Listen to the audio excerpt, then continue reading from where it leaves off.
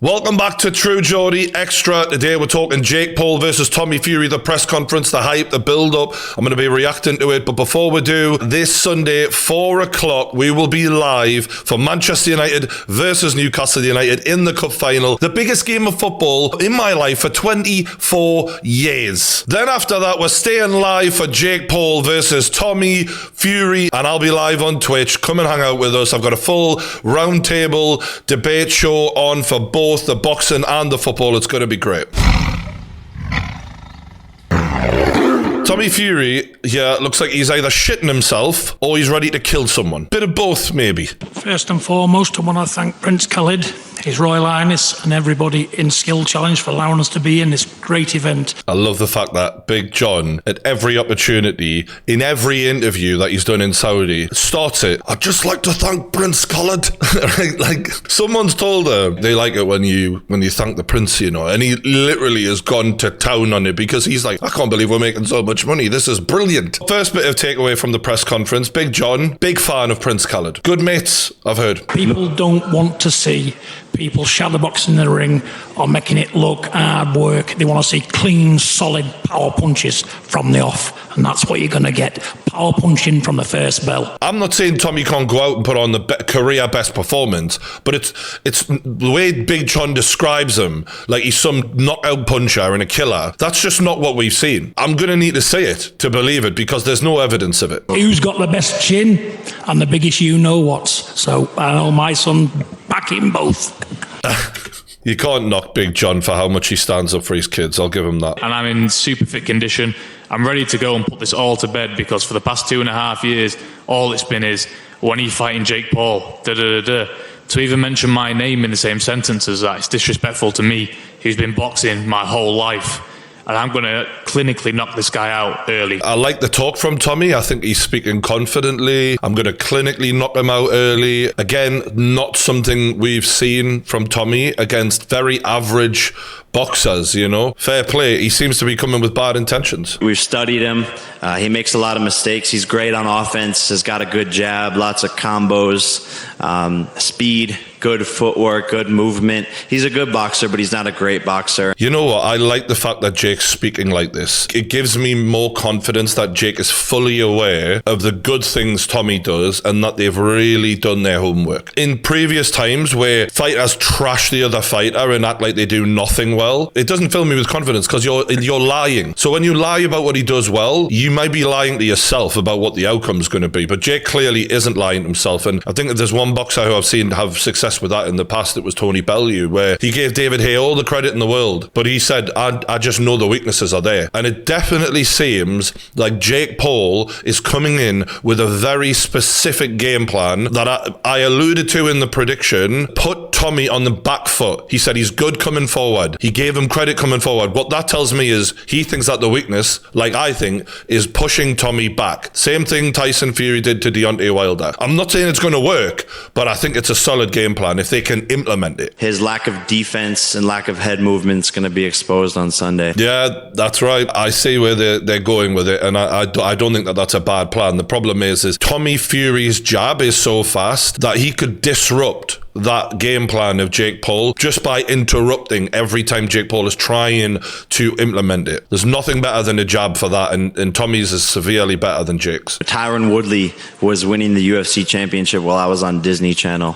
So when Tommy says, you know, I've been doing this my whole life, none of that means anything. I've always trained harder. I've always trained tougher than all of my opponents, and I want it more. I have more of a why. I have more of a purpose. Jake makes a lot of good points here, but it should mean something. Tommy boxing from the age of being like 13, 12 or whatever it was, that should give him everything he needs to wipe the floor with Jake Paul. They shouldn't even be competitive. The fact that it is a credit to Jake Paul. But I've heard stories from people in the know that Tommy Fury used to handle heavyweights when he was a teenager. So he really should have no problem. And the fact that he might is a credit to Jake Paul. There's nothing he can do to stop me. He doesn't have power. He couldn't knock out Daniel Bochinski. He can't knock out the taxi drivers he's been put in there with, who have a combined record of 20 wins and 250 losses. And when I say that stat, my friend came up to me and was like, yo, I thought you were joking when you said that stat. That's an actual stat. Again, this is telling me more about the game plan of he doesn't rate Tommy's power, which gives him the confidence that he's going to be able to push him back. He's saying, if you couldn't knock all those guys out, you're not going to have enough power for me to have to respect you and to stay in the middle and trade with you. I'm going to be walking you down. What that tells me is we might get a good fight here, because the worst kind of fights is when they're on the outside, they're not really competing and trading. Jake Paul seems intent to come in there and go after him, which means that'll either work and he'll beat the living shit out of Tommy eventually because Tommy would fade, or Tommy will be able to get on the back foot, catch him coming in and hurt him and potentially put him away. So this is shaping up nicely from everything I'm hearing for a good fight. Tyrone Woodley was 40 years old. Anderson Silva was nearly 50, not too far off my dad's age.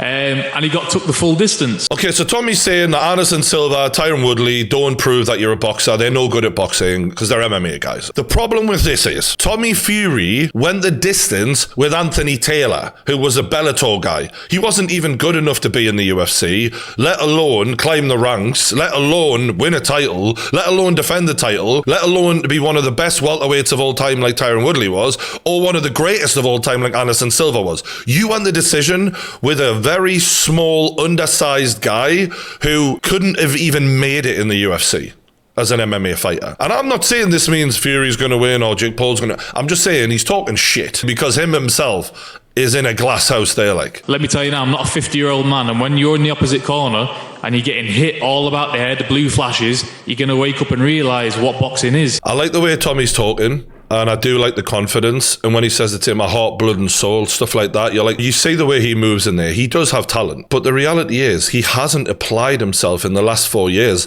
like a man possessed trying to win a world title. He just hasn't. So now he's given it that this is my whole life stream. I've got dreams of winning a world title. It's like, you haven't been doing that. You've been fighting the easiest possible matchups. And what Jake's point is I haven't been doing that. I've actually been trying to test myself every time. And because I'm battle tested and you're not, you got comfortable, you got relaxed, you gave me time to catch you up, and that's where you fucked up. He might be wrong, but it's a fair argument. You think that Mike Tyson couldn't beat Tommy Fury's ass right now? You're wrong. You're absolutely wrong. And so I love Mike. How did I get involved in this? I think we make a deal. If you win, I'll pay you double what I'm paying you already. But if I win, I take everything that I'm paying you. Delicious. I love that we finally heard Derek Chisora just say, delicious. And it is. This is why Jake Paul is a marketing genius and also crazy, because he has the balls to say stuff like this and it immediately ups the stakes. What he's doing right now is piling the pressure on Tommy Fury. He's like, look, I need you in the most manic state I can get you, and I need you to feel the weight of every single step on the way to that ring and the importance of what you're about to do. Because for me, money doesn't change my life. For you, it does have a much bigger impact. Even though Tommy's done well for himself, there's levels and he is nowhere near that level of wealth. It's psychological warfare and it's brilliant. Since you're so confident, deal or no deal? Tommy's laughing. Take it. Derek Chisora, take it. Derek Chisora is the evil man in all of us right now. Why are you standing up? Deal or no deal? I want to shake on Why are it. you going to stand up like you want to do something? Sit back down. I just want to shake your hand. Sit back down. Sit back down. He hasn't said yes or no yet, and it's been a while. What are you going to do? Answer the question. What are you going to do? You've dealt. You've got a deal. Oh, Big John Fury steps in and says, you've got yourself a deal. Also, thanks very much, Prince Khaled. Genuinely, I think Big John knew that was a man test and he wasn't willing to let Tommy take another second without answering. I think the fact that his dad said yes for him is a bad look. Again, none of this really changes the impact on who's the better fighter, but shit like this is psychological warfare and it does impact how you feel. All or nothing. All or nothing. All or nothing. Tommy's looking at his dad like, Dad, I had some plans with that money. I've just had a fucking kid, mate. We're thinking about buying a house right now. Do I want to go back to Molly May penniless? Big John's like, all or nothing. And thanks to Prince Khaled for the great hospitality. You've got it. There's no way that this can be sanctioned or implemented, but it's great fucking promo. You've heard it. He's got it. You know what I think it's done though? It's pissed Tommy off. It's pissed him right off. Yeah. It's definitely pissed Tommy off.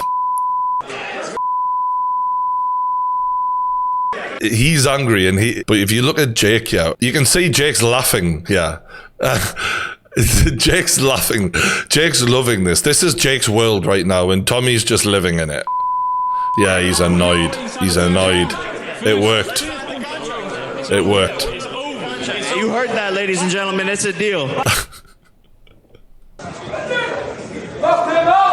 Jake's definitely got the bigger head. Jesus. Lovely eyelashes on the boys, gotta say. Some beautiful eyelashes, lads. And the eyebrows as well. I mean, someone's been at them because they are tremendous. Not so much on Jake's. I don't see any fear in Jake, to be fair. Tommy just seems a lot more tense right now, but I think he's just pissed off about the money. I like the fact that Tommy's smiling, though. He's reined it back in. It's a lot more like, okay, back to being cocky. Good comment, yeah. Jake was good at setting that up, the betting trap, because he did say, is it going to be easy? And then Tommy was unwilling to accept, but his dad saved the honour of the Fury family. All or nothing, and thanks to Prince Khalid. That belt is sick, to be fair. I know it's a bit ridiculous that they're giving a belt out for a fight that isn't even for a world title, but it's a beautiful belt. Jesus. We are going to be covering all of the biggest stories in the world of fighting on the live show. But before I go, I just wanted to touch on this. Floyd Mayweather is fighting this weekend. In case you didn't know, which I think people kind of know, but they just don't give a shit. If you look at the numbers right now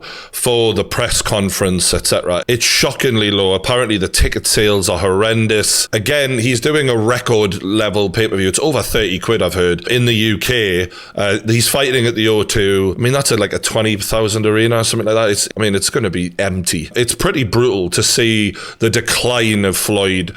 Someone who, when he started these exhibition bouts, he fought Logan Paul, for example. Now, that was a huge moment because it was like, what will happen? Interest, intrigue, and the celebrity status of Logan helped it. He's now fighting Aaron Chalmers, who was a Geordie Show guy, and Geordie Show hasn't been relevant in 10 years. And I'm very happy that a Geordie lad is getting a shot at Floyd.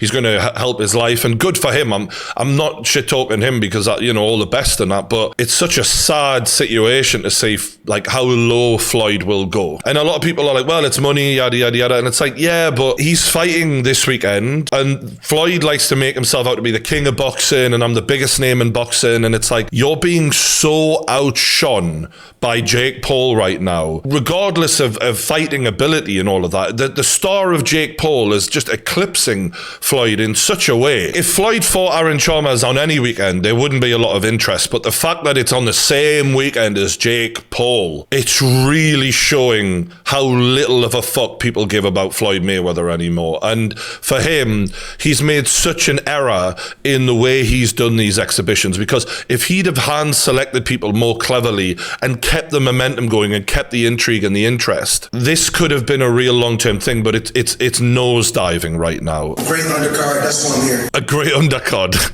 This puts me back in the mix for the big fights in the YouTube world.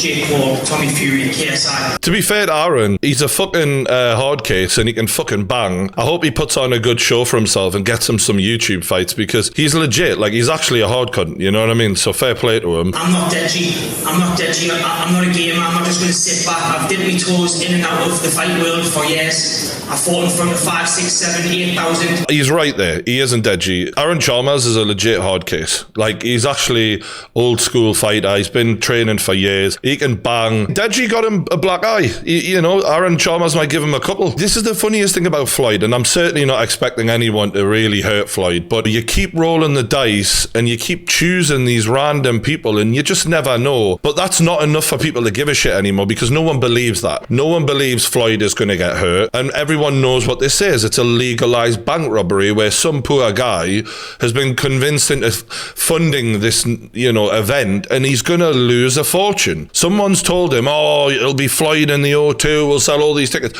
No, nobody is interested no more. I don't know how many more times Floyd can do this, because people will just keep losing money. No one will be funding this shit anymore. I was able to do.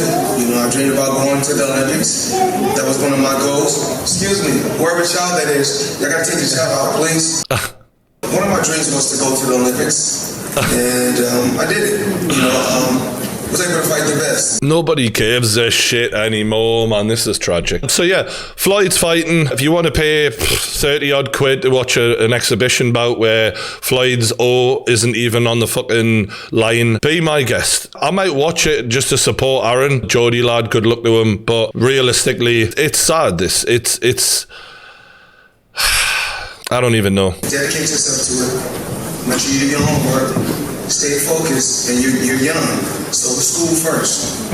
After school, give it 100%. Floyd just chats a load of shit, man. These fucking press conferences are the most boring things in the history of mankind, aren't they? Like, honestly. He needs a dance partner. He needs some risk, some energy, some element of danger, and right now he's just content to just keep cashing in, and it's killing his brand. So that's that. I'll see you all this weekend. Let me know your predictions in the comments below for Jake Paul versus Tommy Fury. We'll be live from 4 o'clock on Twitch for the cup final. Newcastle are going to win. It's going to be fantastic, and then we're going to watch a knockout in the main event. We'll be live all the way through on Sunday. Hope to see you there. Big love. Hit the like button, subscribe, and I'll see you on the next one.